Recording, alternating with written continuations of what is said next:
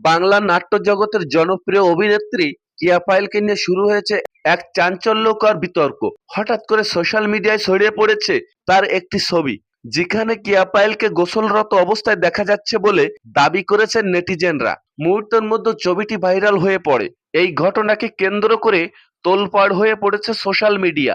এই বিষয়টি নিয়ে কেউ বলেছেন এটি তার ব্যক্তিগত গোপনীয়তা লঙ্ঘন, আবার অনেকের মতে এটি একটি সাজানো বিষয় ছাড়া আর কিছুই নয়। পরবর্তীতে দেখা যায় যে একটি চমকপ্রদ তথ্য, কেয়া পায়েলের ছবিগুলো মূলত ফেক, অত্যন্ত নিখুঁত এবং বিচক্ষণতার মধ্য দিয়ে এডিট করে তৈরি করা হয়েছে এই ছবি, যেখানে দেখা গেছে অন্য কারো বডিতে কেয়া পায়েলের মাথা লাগিয়ে তৈরি করা হয়েছে এই ছবি। এই ঘটনায় অনেকেই ক্ষোভ প্রকাশ করে বলেছেন সোশ্যাল মিডিয়া অপব্যবহার রোধে এখনই আইনের ব্যবস্থা নেওয়া দরকার। তো বন্ধুরা, এই বিষয়ে আপনাদের কি মতামত অবশ্যই কমেন্টে জানাতে পারেন। দেখা হবে অন্য কোনো ভিডিওতে, অন্য কোনো সময়। সেই পর্যন্ত ভালো থাকুন। ধন্যবাদ।